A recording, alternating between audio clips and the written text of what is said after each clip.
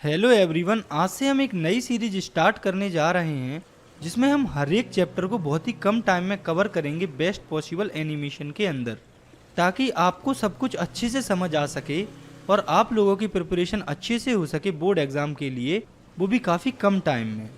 तो चलिए स्टार्ट करते हैं। तो आज की वीडियो में हम पढ़ने वाले हैं क्लास 10th की साइंस के पहले चैप्टर को, जो कि है केमिकल रिएक्शन एंड इक्वेशंस।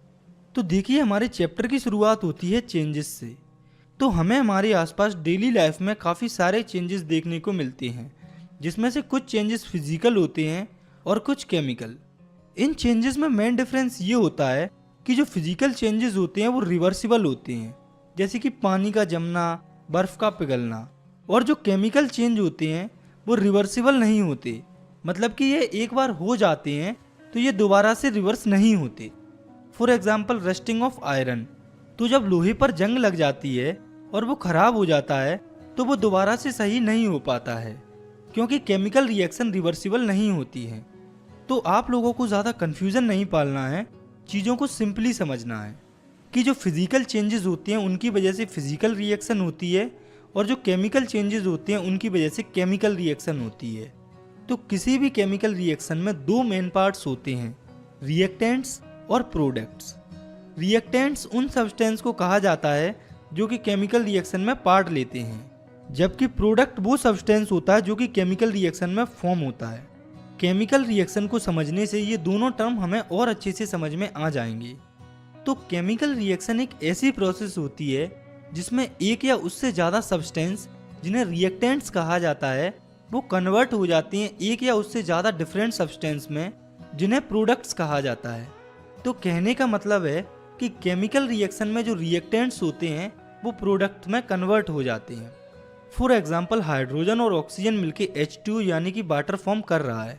तो इस रिएक्शन में ये जो हाइड्रोजन और ऑक्सीजन है वो रिएक्टेंट है, क्योंकि हाइड्रोजन और ऑक्सीजन ही रिएक्शन में पार्ट ले रहे हैं, और जो H2O है वो प्रोडक्ट है, क्योंकि H2O ही रिएक्शन में फॉर्म हो रहा है। तो केमिकल रिएक्शन के बारे में समझने के बाद अब हमें ये देखना है कि केमिकल रिएक्शन के दौरान हमें क्या क्या चेंजेस देखने को मिलते हैं। तो जब भी केमिकल रिएक्शन होती है तो हमें रिएक्टेंट और प्रोडक्ट्स की स्टेट में चेंज देखने को मिल सकता है, या उनके कलर में चेंज देखने को मिल सकता है। इसके साथ हमें टेम्परेचर में भी चेंज देखने को मिल सकता है, और गैस भी निकलती हुई दिख सकती है, और केमिकल रिएक्शन के अंदर ही हमें प्रेसिपिटेट भी फॉर्म होते हुए दिख सकता है। तो केमिकल रिएक्शन में हमें ये कुछ चेंजेस देखने को मिल सकते हैं। तो आगे हमें समझना है केमिकल इक्वेशंस को। तो इसमें पहले हम देखेंगे कि केमिकल इक्वेशंस क्या होती हैं, फिर हम देखेंगे कि हम इन्हें बैलेंस क्यों करते हैं, हमें क्या ज़रूरत पड़ती है इनको बैलेंस करने की, और लास्ट में हम देखेंगे कि हम केमिकल इक्वेशंस को कैसे बैलेंस करते हैं। तो पहले हम देखते हैं कि केमिकल इक्वेशन क्या होती हैं। तो केमिकल इक्वेशन सिंबॉलिक रिप्रेजेंटेशन होती हैं केमिकल रिएक्शन की सिंबल्स और फॉर्मूले के साथ, यानी कि केमिकल रिएक्शन को इनके सिंबल्स और फॉर्मूले के फॉर्म में लिखने को ही केमिकल इक्वेशन कहा जाता है। फॉर एग्जांपल कार्बन और ऑक्सीजन मिलकर कार्बन डाइऑक्साइड फॉर्म करते हैं। तो आप देखिए कि इस रिएक्शन को सिंबल्स के फॉर्म में इस तरह से रिप्रेजेंट किया जाता है, और इसी रिप्रेजेंटेशन को हम केमिकल इक्वेशन कहते हैं। ये जो केमिकल इक्वेशंस होती हैं इनको लिखने का भी एक तरीका होता है, जिसमें जो रिएक्टेंट्स होते हैं उन्हें लेफ्ट साइड में लिखा जाता है, और जो प्रोडक्ट्स होते हैं उन्हें राइट साइड में लिखा जाता है, जैसा कि आप इस रिएक्शन में देख सकते हैं। आगे हमें देखना है बैलेंस्ड केमिकल इक्वेशन को। तो बैलेंस्ड केमिकल इक्वेशन वो इक्वेशन होती है जिसके अंदर रिएक्टेंट और प्रोडक्ट्स के अंदर, यानी कि लेफ्ट साइड और राइट साइड दोनों में एटम्स का जो नंबर है वो सेम होता है। नेक्स्ट हमें ये देखना है कि why do we need to balance chemical equation, यानी कि हमें केमिकल इक्वेशन को बैलेंस करने की ज़रूरत क्यों पड़ती है। तो हमें केमिकल इक्वेशन को बैलेंस करने की ज़रूरत इसीलिए पड़ती है क्योंकि law of conservation of mass के according mass can neither be created nor be destroyed in a chemical reaction, यानी कि किसी भी केमिकल रिएक्शन में मास को ना ही क्रिएट किया जा सकता है और ना ही डिस्ट्रॉय किया जा सकता है। मास हमेशा सेम रहता है। तो ऐसा तो जब होगा जब रिएक्टेंट का मास और प्रोडक्ट का मास सेम हो, और मास सेम तब होगा जब रिएक्टेंट में एटम का नंबर और प्रोडक्ट में एटम्स का नंबर सेम हो, क्योंकि अगर ऐसा नहीं होगा तो law of conservation of mass apply नहीं होगा। तो ये तो हमने देख लिया कि केमिकल इक्वेशंस को बैलेंस्ड होना चाहिए। अब हम ये देखते हैं कि इन केमिकल इक्वेशंस को बैलेंस्ड कैसे किया जाता है। तो केमिकल इक्वेशंस को किसी स्पेसिफिक मेथड से नहीं, simply hit and trial method से बैलेंस किया जाता है। तो अब हम एक केमिकल इक्वेशन को बैलेंस करने का ट्राई करते हैं। तो इस रिएक्शन में आयरन वाटर के साथ रिएक्ट करके आयरन ऑक्साइड और हाइड्रोजन फॉर्म कर रहा है। तो आप इस रिएक्शन को ध्यान से देखिए, इसमें रिएक्टेंट्स और प्रोडक्ट्स के अंदर एटम का नंबर सेम नहीं है और ये इक्वेशन अनबैलेंस्ड है। तो चलिए अब हम इस रिएक्शन को बैलेंस्ड करते हैं। तो आपको एक बात याद रखनी है कि किसी भी केमिकल इक्वेशन को बैलेंस करने के लिए हम जो चेंज करते हैं, तो उसके लिए हम हर एक पर्टिकुलर एलिमेंट या कंपाउंड को ब्रैकेट में बंद कर देते हैं। फिर हमें जो कुछ भी मल्टीप्लाई या कुछ भी चेंज करना होता है तो वो पूरे एलिमेंट या कंपाउंड पर ही होता है जो कि ब्रैकेट में होते हैं। तो केमिकल इक्वेशन की बैलेंसिंग को ईजी बनाने के लिए हम एक टेबल बना लेते हैं जिसमें हम एक कॉलम में एलिमेंट्स के नाम, अगले कॉलम में रिएक्टेंट्स के एटम के नंबर और नेक्स्ट कॉलम में प्रोडक्ट्स के एटम के नंबर को लिख लेंगे। तो अब हम टेबल के थ्रू इस रिएक्शन को बैलेंस करते हैं। तो सबसे पहले एलिमेंट है आयरन। तो आयरन के रिएक्टेंट में एक एटम है और प्रोडक्ट में आप देखिए 3 एटम है। दूसरा एलिमेंट है हाइड्रोजन। हाइड्रोजन के रिएक्टेंट में 2 एटम है और इधर प्रोडक्ट के हाइड्रोजन में भी 2 ही एटम है। और तीसरा एलिमेंट है ऑक्सीजन। तो ऑक्सीजन के रिएक्टेंट में 1 एटम है और प्रोडक्ट में 4 एटम है। तो इस टेबल में पहले है आयरन। तो अगर हम इधर रिएक्टेंट की साइड 3 का मल्टीप्लाई कर देते हैं तो दोनों साइड रिएक्टेंट और प्रोडक्ट में एटम का नंबर सेम हो जाएगा। नेक्स्ट है हाइड्रोजन। तो आप देखिए कि हाइड्रोजन के एटम का नंबर रिएक्टेंट और प्रोडक्ट दोनों में सेम ही है, जो कि है 2-2 एटम। और लास्ट और थर्ड एलिमेंट है ऑक्सीजन। तो ऑक्सीजन के रिएक्टेंट में एटम का नंबर है 1 और प्रोडक्ट में 4 एटम्स हैं। तो अगर हम इधर रिएक्टेंट की साइड ऑक्सीजन में 4 का मल्टीप्लाई कर देंगे तो दोनों साइड ऑक्सीजन के एटम बराबर हो जाएंगे। लेकिन हमने अभी देखा यदि कोई 2 एलिमेंट भी अगर कंपाउंड फॉर्म में दिए हुए हों तो उसको बैलेंस करने के लिए उस पूरे कंपाउंड में मल्टीप्लाई होता है। तो हम इस H2O में 4 का मल्टीप्लाई कर देंगे तो इस पूरे H2O में 4 का मल्टीप्लाई होने से ऑक्सीजन तो बैलेंस हो जाएगा, लेकिन जो रिएक्टेंट में हाइड्रोजन है वो 4 का मल्टीप्लाई होने से उसमें 8 एटम्स हो जाएंगे और ये अनबैलेंस हो जाएगा क्योंकि उसके प्रोडक्ट में 2 ही हाइड्रोजन है। तो हाइड्रोजन को बैलेंस करने के लिए हम प्रोडक्ट के हाइड्रोजन में 4 का मल्टीप्लाई कर देंगे। तो अब आप देखिए इस रिएक्शन में तीनों एलिमेंट आयरन, हाइड्रोजन और ऑक्सीजन बैलेंस हो चुके हैं और उनके रिएक्टेंट्स और प्रोडक्ट्स में एटम्स का नंबर बराबर हो चुका है। जैसा कि आप इस टेबल में देख सकते हैं कि आयरन के रिएक्टेंट और प्रोडक्ट में 3-3 एटम हैं, हाइड्रोजन में 8-8 एटम्स हैं, वहीं पर जो ऑक्सीजन है उसमें 4-4 एटम्स है दोनों रिएक्टेंट्स और प्रोडक्ट्स में। तो ये जो रिएक्शन लिखी थी वो अनबैलेंस्ड थी, लेकिन हमने अभी इस टेबल में सभी एलिमेंट्स को बैलेंस किया है। तो चलिए अब हम इस रिएक्शन को बैलेंस्ड तरीके से लिख लेते हैं। तो ये हो जाएगी 3Fe + 4H2O gives Fe3O4 + 4H2। तो अब आपकी समझ में आ गया होगा कि हम केमिकल इक्वेशंस को कैसे बैलेंस कर सकते हैं। आप खुद से भी कुछ केमिकल इक्वेशंस को बैलेंस करके इसकी प्रैक्टिस कर सकते हैं। इसका जो तरीका है वो बिल्कुल सिंपल है, जो कि मैंने आपको बता दिया है। आपको एक टेबल फॉर्म करना है और किसी भी तरीके से रिएक्टेंट्स और प्रोडक्ट्स में एटम्स के नंबर को सेम कर रिएक्शंस। तो केमिकल रिएक्शंस बेसिकली 6 टाइप की होती हैं, जो कि है combination reaction, decomposition reaction, displacement reaction, double displacement reaction, oxidation and reduction reaction and exothermic and endothermic reaction. तो अब हम एक एक करके इन सभी रिएक्शंस को इनके एग्जाम्पल्स के साथ समझेंगे। तो शुरुआत करते हैं कॉम्बिनेशन रिएक्शन से। तो ऐसी रिएक्शन जिसमें 2 या उससे ज़्यादा रिएक्टेंट्स मिलकर एक सिंगल प्रोडक्ट फॉर्म करते हैं उसे कॉम्बिनेशन रिएक्शन कहा जाता है। इसके एग्जाम्पल्स हो जाएंगे बर्निंग ऑफ कोल। तो आप देखिए कि जब कार्बन ऑक्सीजन की प्रेजेंस में जलता है तो CO2 गैस फॉर्म होती है। तो यहाँ पर हुआ क्या, कार्बन और ऑक्सीजन मिलकर CO2 गैस फॉर्म कर रहे हैं, यानी कि 2 रिएक्टेंट्स जो कि है कार्बन एंड ऑक्सीजन वो मिलकर एक product carbon dioxide gas form कर रहे हैं। इसका एक और एग्जाम्पल हो जाएगा फॉर्मेशन ऑफ वाटर। तो इस रिएक्शन में आप देखिए हाइड्रोजन और ऑक्सीजन मिलकर H2 यानी कि वाटर फॉर्म कर रहे हैं। तो आप इन दोनों रिएक्शन में ही देख सकते हैं कि जो 2 रिएक्टेंट हैं वो मिलकर एक प्रोडक्ट फॉर्म कर रहे हैं। इन्हें ही हम कॉम्बिनेशन रिएक्शन कहते हैं। इसके बाद केमिकल रिएक्शन का दूसरा टाइप है डिकम्पोजिशन रिएक्शन। तो डिकम्पोजिशन का मतलब होता है टूट जाना। तो ऐसी केमिकल रिएक्शन जिसमें एक सिंगल रिएक्टेंट 2 या उससे ज़्यादा प्रोडक्ट्स में ब्रेक डाउन हो जाता है, यानी कि टूट जाता है, उसे डिकम्पोजिशन रिएक्शन कहा जाता है। तो अब आप ये सोचिए कि कोई भी रिएक्टेंट या सब्सटेंस क्यों टूटता है। तो इसका आंसर है कि कोई भी रिएक्टेंट या सब्सटेंस किसी ना किसी एनर्जी की वजह से टूटता है। मतलब कि रिएक्टेंट के ब्रेकडाउन होने में, या हम कह सकते हैं डिकम्पोजिशन रिएक्शन में, कोई ना कोई एनर्जी इन्वॉल्व होती है। और इस एनर्जी के बेसिस पर रिएक्टेंट्स के ब्रेकडाउन के कारण जो डिकम्पोजिशन रिएक्शन होती है वो 3 टाइप्स की होती है, जो कि है thermal decomposition, electrolytic decomposition and photolytic decomposition. तो सबसे पहले है थर्मल डिकम्पोजिशन। तो थर्मल का मतलब होता है हीट। तो ऐसा डिकम्पोजिशन जो कि हीट के द्वारा हो रहा हो उसे थर्मल डिकम्पोजिशन कहा जाता है। फॉर एग्जाम्पल, जब कैल्शियम कार्बोनेट CaCO3 जो कि लाइमस्टोन होता है उसे हीट किया जाता है तो वो कैल्शियम ऑक्साइड CaO, जिसे क्विकलाइम भी कहा जाता है, उसमें और CO2 में ब्रेक हो जाता है।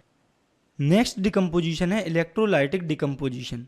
तो ऐसा डिकम्पोजिशन जो कि इलेक्ट्रिसिटी के थ्रू होता है उसे इलेक्ट्रोलाइटिक डिकम्पोजिशन कहा जाता है। फॉर एग्जाम्पल, जब H2 यानी कि वाटर से इलेक्ट्रिसिटी पास होती है तो उसमें जो H2O होता है वो हाइड्रोजन और ऑक्सीजन में ब्रेक हो जाता है। तीसरे टाइप का डिकम्पोजिशन है फोटोलाइटिक डिकम्पोजिशन। तो फोटो वर्ड का साइंस में मतलब होता है सनलाइट। तो ऐसा डिकम्पोजिशन जो कि सनलाइट के थ्रू होता है उसे फोटोलाइटिक डिकम्पोजिशन कहा जाता है। फॉर एग्जाम्पल, जब सिल्वर क्लोराइड पर सनलाइट पड़ती है तो वो सिल्वर और क्लोरीन में ब्रेक हो जाता है। तो ये थे डिकम्पोजिशन रिएक्शन के 3 टाइप्स जिन्हें हमें समझना था। आगे हमें समझना है अगले टाइप की केमिकल रिएक्शन को, जो कि है डिस्प्लेसमेंट रिएक्शन। तो ये ऐसी रिएक्शन होती है जिसमें ज़्यादा reactive element less reactive element को डिस्प्लेस कर देता है उसके कंपाउंड या सॉल्यूशन से। फॉर एग्जाम्पल, जब जिंक रिएक्ट करता है कॉपर सल्फेट से तो जिंक कॉपर से ज़्यादा रिएक्टिव होता है। तो ज़्यादा रिएक्टिव होने के कारण जिंक कॉपर को डिस्प्लेस कर देता है और जिंक सल्फेट फॉर्म कर लेता है और कॉपर अलग हो जाता है, जैसा कि आप इस रिएक्शन में देख सकते हैं। Zn + CuSO4 gives ZnSO4 + Cu। तो यहाँ पर हुआ क्या, जिंक जो कि ज़्यादा रिएक्टिव था कॉपर से, उसने कॉपर को डिस्प्लेस कर दिया उसी के सॉल्यूशन से। नेक्स्ट और चौथे टाइप की केमिकल रिएक्शन है डबल डिस्प्लेसमेंट रिएक्शन। तो इसके नाम से ही पता चल रहा है कि इसमें 2 चीज़ें डिस्प्लेस हो रही हैं। तो ऐसी रिएक्शन जिसमें 2 अलग अलग आयंस या एटम्स के ग्रुप रिएक्टेंट मॉलिक्यूल्स के अंदर एक दूसरे को डिस्प्लेस करें तो उस रिएक्शन को डबल डिस्प्लेसमेंट रिएक्शन कहते हैं। इसको और सिंपली आप ऐसे समझिए कि ऐसी रिएक्शन जिसमें एक रिएक्टेंट का एक पार्ट दूसरे रिएक्टेंट के एक पार्ट से डिस्प्लेस हो जाए उसे डबल डिस्प्लेसमेंट रिएक्शन कहते हैं। इसको और ज़्यादा सिंपली समझने के लिए आप इस इक्वेशन को देखिए, AB + CD gives AD + CB। तो इस रिएक्शन में आप देखिए कि पहले रिएक्टेंट का एक पार्ट B दूसरे रिएक्टेंट में पहुंच गया और दूसरे रिएक्टेंट का एक पार्ट D पहले रिएक्टेंट में आ गया और प्रोडक्ट बन गया AD + CB। तो कहने का मतलब है कि ऐसी रिएक्शन जिसमें 2 आयंस या 2 एटम्स का डिस्प्लेसमेंट हो उसे हम डबल डिस्प्लेसमेंट रिएक्शन कहते हैं। तो ये तो एग्जाम्पल आपको समझाने के लिए था। इसका रियल एग्जाम्पल हो जाएगा Na2SO4 जो कि होता है सोडियम सल्फेट प्लस BaCl2 जो कि होता है बेरियम क्लोराइड। तो जब सोडियम सल्फेट और बेरियम क्लोराइड की रिएक्शन होती है तो सोडियम बेरियम क्लोराइड से बेरियम को डिस्प्लेस करता है और बेरियम सोडियम सल्फेट से सोडियम को डिस्प्लेस करता है। तो BaSO4 बेरियम सल्फेट और NaCl sodium chloride as a product form होते हैं। तो ऐसी रिएक्शन जिनमें आयंस का एक्सचेंज होता है उनके रिएक्टेंट्स के बीच में उसे डबल डिस्प्लेसमेंट रिएक्शन कहा जाता है। और ये जो जितनी भी डबल डिस्प्लेसमेंट रिएक्शन होती हैं उनमें मोस्टली सभी में प्रेसिपिटेट फॉर्म होता है। आगे हमें समझना है 5वीं केमिकल रिएक्शन को, जो कि है ऑक्सीडेशन एंड रिडक्शन रिएक्शन। तो ऑक्सीडेशन और रिडक्शन को हम सेपरेटली समझेंगे। तो पहले है ऑक्सीडेशन रिएक्शन। तो ऑक्सीडेशन एक ऐसी रिएक्शन होती है जिसमें ऑक्सीजन ऐड हो रहा हो, या फिर ऐसी रिएक्शन जिसमें से हाइड्रोजन रिमूव हो रहा हो, या फिर ऐसी रिएक्शन जिसमें इलेक्ट्रॉन लूज हो रहे हों। तो किसी भी रिएक्शन में ऑक्सीजन का ऐड होना या हाइड्रोजन का रिमूव होना या फिर इलेक्ट्रॉन का लॉस किसी भी रिएक्शन से, उसे ऑक्सीडेशन रिएक्शन कहा जाता है। For example, carbon + oxygen gives carbon dioxide. तो आप देखिए ये रिएक्शन ऑक्सीडेशन रिएक्शन है क्योंकि इसमें ऑक्सीजन ऐड हो रहा है। इसके बाद आप इस रिएक्शन को देखिए, इसमें हाइड्रोजन सल्फाइड रिएक्ट कर रहा है ऑक्सीजन के साथ और वाटर और सल्फर फॉर्म हो रहा है। तो ये रिएक्शन भी ऑक्सीडेशन रिएक्शन है क्योंकि इसमें हाइड्रोजन सल्फाइड से हाइड्रोजन लूज हो रहा है। और इस रिएक्शन को भी आप देखिए, इसमें जिंक से 2 इलेक्ट्रॉन लूज हो रहे हैं और जिंक पर 2 पॉजिटिव साइन आ रहा है। ये रिएक्शन भी ऑक्सीडेशन रिएक्शन है क्योंकि इस रिएक्शन में इलेक्ट्रॉन लूज हो रहे हैं। ऑक्सीडेशन के बाद अब हमें समझना है रिडक्शन रिएक्शन को। तो रिडक्शन रिएक्शन ऑक्सीडेशन की बिल्कुल अपोजिट होती है। तो रिडक्शन होती है ऐसी रिएक्शन या ऐसी प्रोसेस जिसमें ऑक्सीजन रिमूव हो रहा हो या फिर हाइड्रोजन ऐड हो रहा हो या फिर ऐसी प्रोसेस जिसमें इलेक्ट्रॉन गेन हो रहे हों। तो आप इन डेफिनेशन से समझ सकते हैं कि ऑक्सीडेशन और रिडक्शन रिएक्शन एक दूसरे की बिल्कुल अपोजिट होती हैं। फॉर एग्जाम्पल, जब पोटेशियम क्लोराइड KClO3 टूट जाता है पोटेशियम क्लोराइड KCl और ऑक्सीजन में, तो ये जो रिएक्शन है वो रिडक्शन रिएक्शन है क्योंकि इसमें आप देखिए ऑक्सीजन रिमूव हो रहा है। एक रिएक्शन है कि जब सोडियम रिएक्ट करता है हाइड्रोजन के साथ तो सोडियम हाइड्राइड फॉर्म होता है। तो आप देखिए इस रिएक्शन में हाइड्रोजन ऐड हो रहा है सोडियम के साथ, इसलिए ये भी रिडक्शन रिएक्शन होगी। एक और रिएक्शन है जिसमें जिंक में 2 इलेक्ट्रॉन्स ऐड हो रहे हैं, तो ये रिएक्शन भी रिडक्शन रिएक्शन है क्योंकि इसमें इलेक्ट्रॉन ऐड हो रहे हैं। तो देखिए आपको रिडक्शन और ऑक्सीडेशन रिएक्शन में ज़्यादा कन्फ्यूजन नहीं रखना, आपको जो सिंपल डेफिनेशन और एग्जाम्पल्स अभी समझाए हैं उनको याद रखना है। तो जिस रिएक्टेंट या सब्सटेंस का ऑक्सीडेशन होता है उसे ऑक्सीडाइज्ड कहा जाता है और जिस रिएक्टेंट या सब्सटेंस का रिडक्शन होता है उसे रिड्यूस्ड कहा जाता है। और वहीं पर जब किसी रिएक्शन में ऑक्सीडेशन और रिडक्शन रिएक्शन एक साथ होती है तो उस रिएक्शन को रिडॉक्स रिएक्शन कहा जाता है। For example, zinc oxide ZnO plus carbon gives Zn plus CO। तो आप देखिए इस रिएक्शन में जिंक ऑक्साइड रिड्यूस्ड हो रहा है जिंक में और कार्बन ऑक्सीडाइज्ड हो रहा है कार्बन मोनोऑक्साइड में। ऐसे ही आप एक और एग्जाम्पल को देखिए, CuO plus H2 gives Cu plus H2O। तो इस रिएक्शन में आप देखिए कॉपर ऑक्साइड रिड्यूस हो रहा है कॉपर में और यहाँ पर रिडक्शन रिएक्शन हो रही है। वहीं पर हाइड्रोजन ऑक्सीडाइज हो रहा है और उसकी ऑक्सीडेशन रिएक्शन हो रही है।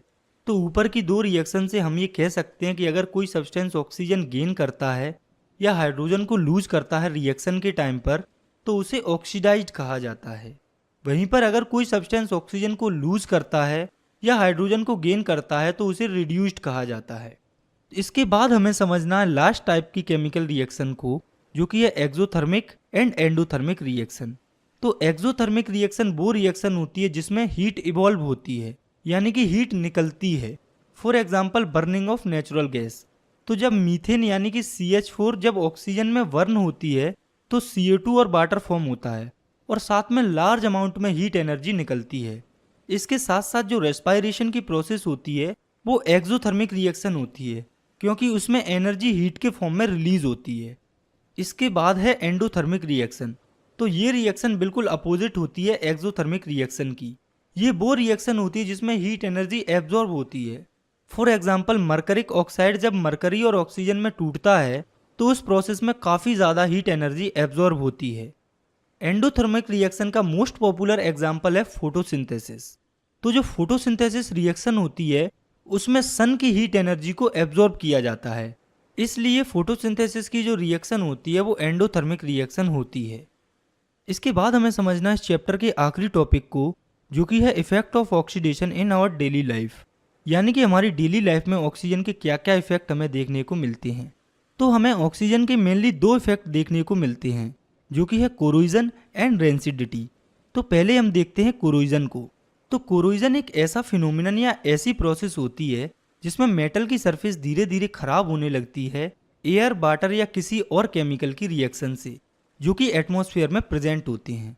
इसके एग्जाम्पल हो जाएंगे, आप सभी ने देखा होगा कि सिल्वर पर ब्लैक कोटिंग आ जाती है, यानी कि काली लेयर चढ़ जाती है, या फिर जो कॉपर होता है उस पर एक ग्रीन लेयर आ जाती है। और अगर आपने इन दोनों एग्जाम्पल्स को नोटिस नहीं किया है तो भी कोई दिक्कत नहीं है, क्योंकि आप सभी ने लोहे पर जंग लगी हुई तो जरूर देखी होगी, तो वो भी कोरोजन के कारण ही होती है। आयरन के केस में कोरोजन को रस्ट कहा जाता है। तो कोरोजन के कारण काफ़ी मात्रा में car bodies, bridges, ships, iron railings and उनके साथ और भी कई मेटल्स जैसे कि सिल्वर और कॉपर खराब हो जाते हैं। तो कोरोजन एक नेचुरल और स्लो प्रोसेस होती है। ऐसा नहीं होता कि कोई भी मेटल 1 या 2 दिन में कोरोड हो जाए, और अगर हम चाहें तो इन मेटल्स को प्रिवेंट भी कर सकते हैं कोरोजन से। इसके लिए हमें बस सिंपल से कुछ स्टेप्स लेने होते हैं, जैसे कि हम आयरन के ऑब्जेक्ट्स को पेंट करके कोरोजन से प्रिवेंट कर सकते हैं, और सिल्वर को हम उसे बाहरी कांटेक्ट में ज़्यादा ना रखकर उसकी रेगुलर क्लीनिंग कर कर प्रिवेंट कर सकते हैं। इसके साथ कॉपर को बेकिंग सोडा और सॉल्ट का पेस्ट बनाकर उससे रेगुलर क्लीन करके इसको प्रिवेंट कर सकते हैं कोरोजन से। तो जो कोरोजन होता है वो काफ़ी हार्मफुल होता है मेटल्स के लिए, लेकिन इसके साथ साथ एक मेटल ऐसा भी होता है जिसके लिए कोरोजन काफ़ी बेनिफिशियल होता है, यानी कि उस मेटल को कोरोजन से फ़ायदा होता है, जो कि होता है एल्यूमिनियम। तो एल्यूमिनियम के केस में कोरोजन बेनिफिशियल होता है। इसके बाद है ऑक्सीजन का दूसरा इफेक्ट, जो कि है रेंसिडिटी। तो ये प्रोसेस होती है स्लो ऑक्सीडेशन की उन फूड मटेरियल्स की जिनमें ऑयल और फैट प्रेजेंट होता है, जिससे फूड का टेस्ट और उसकी स्मेल खराब हो जाती है। तो आपने कभी ना कभी काफ़ी फूड मटेरियल्स को खराब होते हुए देखा होगा, जैसे हमारे घरों में सब्जी और भी कई खाने की चीज़ें खराब हो जाती हैं। तो जो फूड मटेरियल्स होते हैं वो फैट और ऑयल्स के प्रेजेंट होने के कारण ऑक्सीडाइज हो जाते हैं, जिससे इनकी स्मेल और टेस्ट खराब हो जाते हैं और ये हमारी हेल्थ के लिए भी काफ़ी नुकसानदायक होते हैं। तो फूड को रेंसिडिटी से यानी कि खराब होने से प्रिवेंट करने के लिए कुछ मेथड्स होते हैं, जैसे कि हम फूड मटेरियल्स को रेंसिडिटी से प्रिवेंट करने के लिए एयर टाइट कंटेनर्स में रख सकते हैं, जिससे वो एयर के कांटेक्ट में नहीं आएंगे और रेंसिडिटी से प्रिवेंट रहेंगे। इसके साथ हम जो कुक्ड फूड होते हैं जिन्हें हम खुद पकाते हैं उन्हें डायरेक्ट सनलाइट के कांटेक्ट से प्रिवेंट करके और रेफ्रिजरेटर में लो टेम्परेचर पर रखकर प्रिवेंट कर सकते हैं। इसके साथ साथ हम फूड मटेरियल्स को एंटीऑक्सीडेंट्स को भी ऐड करके प्रिवेंट कर सकते हैं रेंसिडिटी से।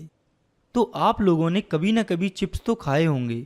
तो जब आपने चिप्स खाए होंगे तो आपने एक चीज़ नोटिस की होगी कि चिप्स के पैकेट में चिप्स से ज़्यादा तो हवा भरी हुई होती है। तो आप लोगों ने कभी सोचा है कि चिप्स में गैस या हवा क्यों भरी होती है, और ये कौन सी गैस होती है जो चिप्स के अंदर भरी होती है? तो जो चिप्स होते हैं उनके अंदर मेनली नाइट्रोजन गैस भरी होती है, और ये इसीलिए भरी होती है क्योंकि ये गैस चिप्स को रेंसिडिटी से प्रिवेंट करती है, यानी कि इनको ऑक्सीडाइज होने से बचाती है। तो ये था आपका चैप्टर। आज की वीडियो में इतना ही। मिलते हैं इस सीरीज की नेक्स्ट वीडियो में। आप चाहें तो इस वीडियो को लाइक कर सकते हैं और इस चैनल को भी सब्सक्राइब कर सकते हैं, ताकि आपसे इस सीरीज की कोई भी वीडियो मिस ना हो। आई होप आपकी हेल्प हुई होगी। तब तक के लिए thanks for watching. Take care. Bye.